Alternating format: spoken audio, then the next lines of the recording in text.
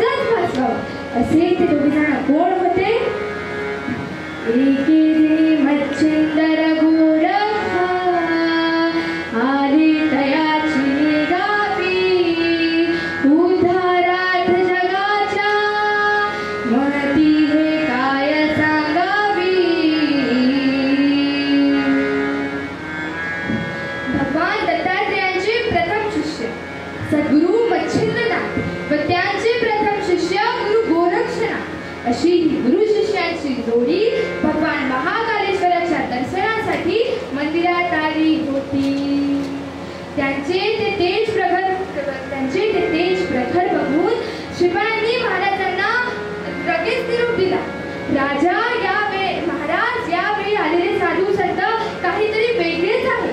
तुम्ही स्वतःच या त्यांच्या दर्शनाला. आणि राजाला आत्मज्ञान हवे असल्यामुळे तोही खरंच त्यांच्या दर्शनाला गेला. कोणाच्या? मच्छिंद्रनाथ आणि गोरक्षनाथांच्या दर्शनाला.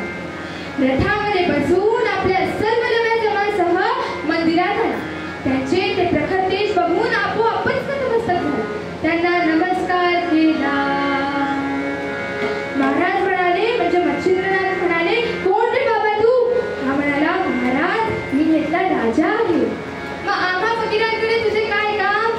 तर राजा म्हणाला, महाराज मी माझे राज्य अत्यंत चांगल्या रीतीने पार पाडले. मी कधीही कोणाला दुखावले नाही. मी नेहमी सगळ्यांचे चांगलेच जाणले आहे. मी नेहमी सगळ्यांना मदत करत आलो आहे. पण आता मात्र या प्रपंचाला कंटाळलो आहे. आता मला आत्मज्ञान हवं आहे. या जीवनातील खरे सुख देणारा परब्रह्माची ओळख करून द्या महाराज, जेणे की मला मोक्षाची प्राप्ती होईल. म्हणून मी आपल्याकडे आलो आहे. मच्छिंद्रनाथांना त्याची ती मीची लिस्ट ऐकून हसायला आली. ते म्हणाले, हो का, बरं देतो तुला आत्मज्ञान, पण या बदले तू मला काय देशील? तर राजा म्हणाला, महाराज तुम्ही म्हणाल ते देतो. तुम्ही फक्त सांगा, कारण माझ्याकडे मात्र सगळे आहे. तुम्ही फक्त सांगा. हा म्हणाला, तुम्हाला सोन्याच्या मुद्रा देऊ की राहायला वाडा, राहायला जागा, की एखाद्या आश्रमासाठी जागा किंवा एखादे गाव, गाई घोडे बगरे सर्व काही देतो. तुम्ही फक्त सांगा. मच्छिंद्रनाथ याच्यावरही हसले. ते म्हणाले, राजा या सर्व नश्वर साधनांनी विकत घेणे इतके सोपे वाटले की नाही तुला आत्मज्ञान? आणि तसेही हे सर्व तुला त्या सद्गुरूंनीच दिले आहे. तुझे काय आहे ते सांग. तुझे काय देशील ते सांग. राजा वरमला. तो म्हणाला, महाराज मग आपणच सांगा, मी आपणास काय देऊ? मी आत्मज्ञान प्राप्त करण्यास काहीही करू शकतो. तुम्ही फक्त मला सांगा, मी काय देऊ? राजाला महाराजांना त्याची तळमळ जाणवली. ते म्हणाले, हो का, बरं ठीक आहे, मला तुझी तळमळ जाणवत आहे राजा. मी सांगितलेले एक काम करशील का? राजा म्हणाला आनंदित एकदम, हो महाराज नक्की करेन, तुम्ही फक्त सांगा. महाराज म्हणाले, हे बघा, मी माझ्या समाधीत असतो ना, तेव्हा मला माझ्या कोणत्याही देहधर्माची गरज नसते. पण जेव्हा मी माझ्या समाधीतून बाहेर पडतो तेव्हा माझा हा शिष्य आहे ना गोरक्षनाथ, तो माझ्यासाठी भिक्षा मागून आणतो. तो यावेळी तुझ्याकडे भिक्षा मागायला आला तर चालेल का? तू त्याला वाढशील का? तर हा राजा परत आनंदी म्हणाला, हो महाराज नक्की वाढेल. कारण त्याला हे सगळे अगदी सोपे वाटले होते, म्हणून तो अगदी आनंदात म्हणाला, हो महाराज नक्की वाढीन. तुम्ही फक्त सांगा की तुम्हाला भिक्षेत काय पाहिजे? ते म्हणाले, दूध भात हमको देना, परमार्थ हमसे लेना. दूध भात हमको देना,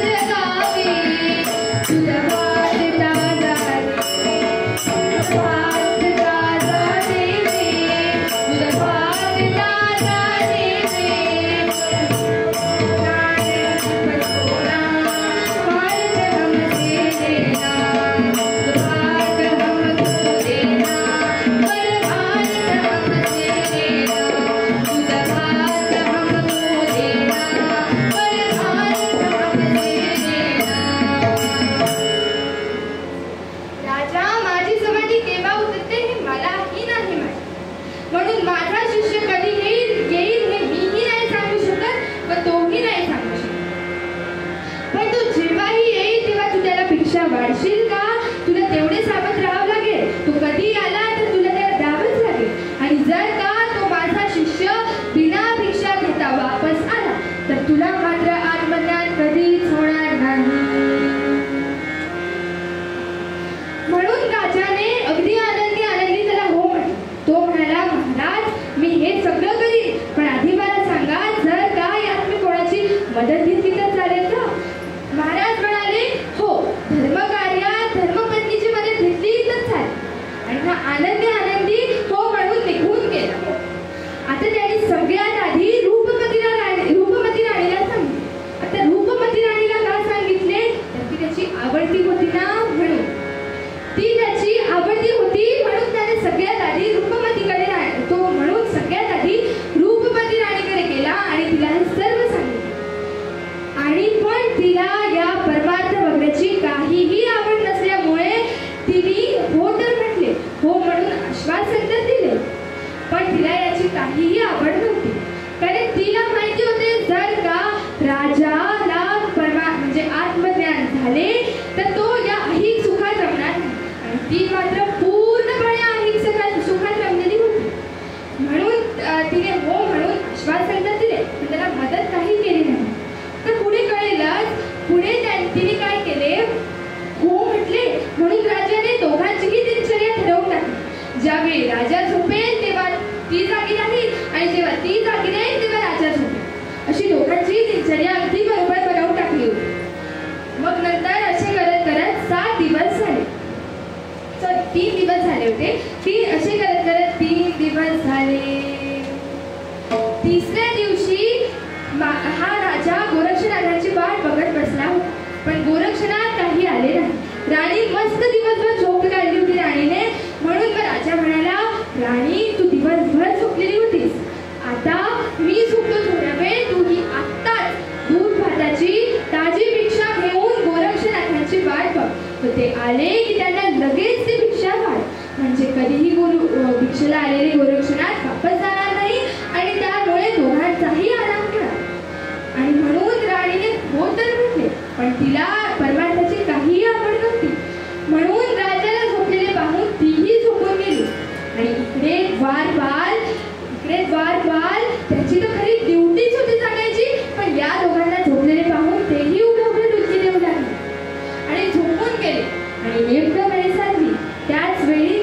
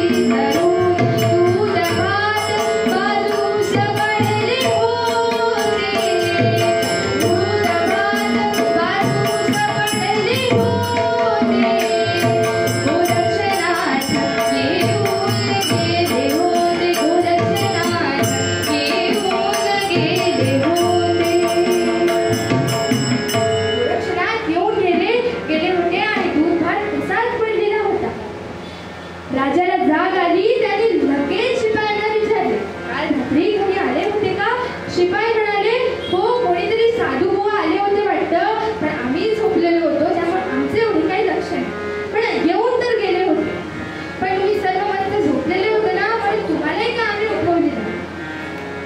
राजा लगेच ते दूध भाताचे भांडे घेऊन मंदिरात पोहोचला आणि पाहतो तर मच्छिंद्रनाथ कोणीतरी दिलेला दूध भात खात बसलेले होते आणि त्याला खूप म्हणजे अस्वस्थ वाटलं की म्हणजे आपण महाराज येऊन गेले आणि आपण झोपलेलो होतो.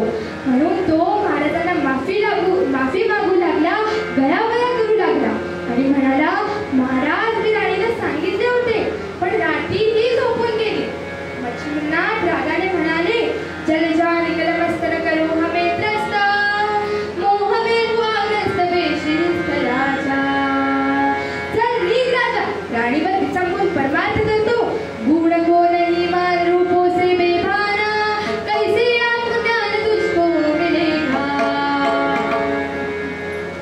तरीही राजा खूप विनंती करत होता, महाराज माझ्याकडे चुकी झाली, मला मान्य आहे, पण एक संधी अजून द्या. त्यांनी संधी मागण्याची खूप म्हणजे कृपा केली, खूप हे केली, विनंती केली. पण महाराज मच्छिंद्रनाथ अगदी दयाळू होते. त्या दयाळू मच्छिंद्रनाथांना त्यांनी पुन्हा एकदा संधी देण्याचा विचार केला आणि त्यांनी संधी दिली. पण यावेळी राजाने गुणवती राणीकडे जायचे ठरवले होते. आता गुणवती राणी खरं तर त्याची नावडती होती, पण तिला परमार्थाचे अगदी जाणीवही होती व तिला आवडही होती. म्हणून त्याने यावेळी गुणवती राणीकडे जायचे ठरविले. गोरक्षनाथांनाही अगदी तिच्याचकडे यायला सांगितले आणि तो तिकडनं थेट गुणवती राणीच्या झोपडीत जाऊन पोहोचतो आणि म्हणतो, राणी तुम्हाला आत्मज्ञान मिळवून देण्यास मदत करशील का. राणी म्हणाली, महाराज तुम्ही अगदी निश्चिंत राहा, तुम्ही म्हणाल ते करेल मी, तुम्ही अगदी काहीही काळजी करू नका. आता खरं तर राणीला राजा तिच्याकडे आल्याचे अगदी आनंद होतो आणि म्हणून तिने स्वतःची दिनचर्या बनवून टाकली. सकाळी पहाटे व संध्याकाळी आंघोळ करी व दूध भाताची ताजी भिक्षा तयार करी, ती थंड झाली की कोणाला तरी देऊन टाकी व परत दूध भाताची भिक्षा तयार करी. असे अहोरात्र करू लागली. झोपही नव्हती घेत व जेवतही नव्हती. झोपही नव्हती घेत, जेवतही नव्हती आणि फक्त जेव्हा तिला स्नान करायला जायचे होते, फक्त त्यावेळेपुरती काहीतरी 5 ते 10 मिनिटासाठी ती तिच्या राजाला ती दूध भाताची भिक्षा द्यायची. म्हणजे कधीही गोरक्षनाथ आले तर ते बिना भिक्षा घेता वापस जाणार नाही. आणि तिने तसेच करत करत 7 दिवस झाले. ऐसे झाले सप्तदिना, राणी न करी मित्रांनी भोजन, भिक्षेसाठी सदा तत्पर, दूध भात घेऊन या.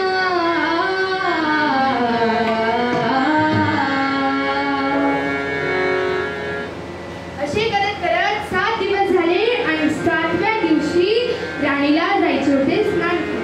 तिने तिच्या राजाला ती दूध भाताची भिक्षा तयार करून दिली. म्हणाली, राजा मी 5 ते 10 मिनिटात येते, तुम्ही दूध भाताची भिक्षा सांभाळा. गोरक्षनाथ आले की त्यांना परत लगेच ती दूध भाताची भिक्षा वाढून द्या आणि ती तशीच परत दारी स्नान करायला गेली. आता राजाला वाटले 7 दिवस झाले गोरक्षनाथ काही आले, आता लगेच या 5 ते 10 मिनिटात थोडी येणार. म्हणून तोही बाजूला असलेल्या खांब्याला टेकून बसला आणि त्याला त्या काही सांज वेळी झोप लागली. झोप तर लागली पण नेमकं वेळ साधली. गोरक्षनाथ त्या झोपडी समोर येऊन उभे राहिले आणि म्हणाले, अलख निरंजना, असे एक वेळा म्हणाले फक्त आणि लगेच त्या स्नान करीत असलेल्या राणीच्या कानी पडले. पण इकडे झोपलेल्या राजाच्या कानावर पडूनही काही फायदा नव्हता, कारण त्याला त्याचे भानच नव्हते. तो अत्यंत गाढ झोपेत गेला होता.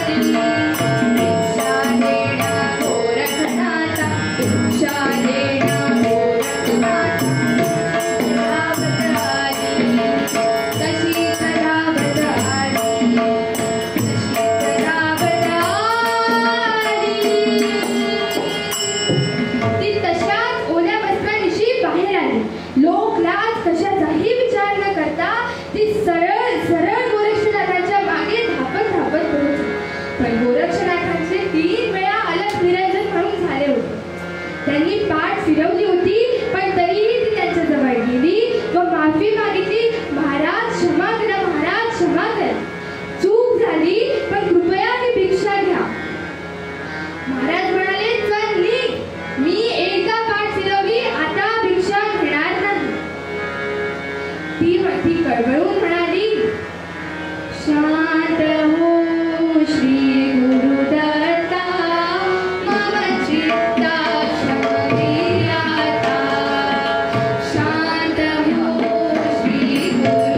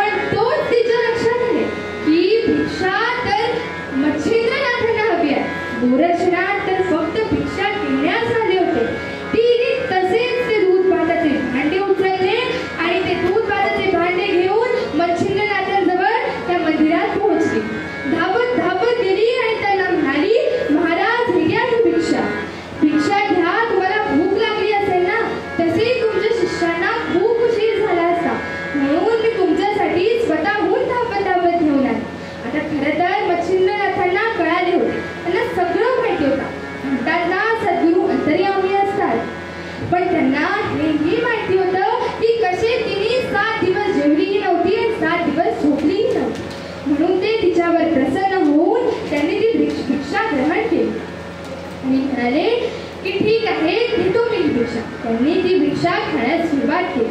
जसे जसे ते एक एक घास खात होते तसे राणीला आत्मज्ञान होत होते. ती समाधीत जात होती.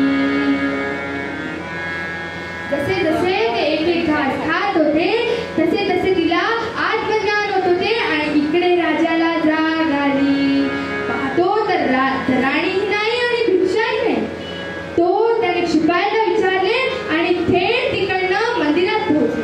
आणि पाहतो तर मच्छिंद्रनाथ दूध भात खात बसलेले होते आणि राणीला आत्मज्ञान होत होते. ती समाधी जाऊ लागली होती.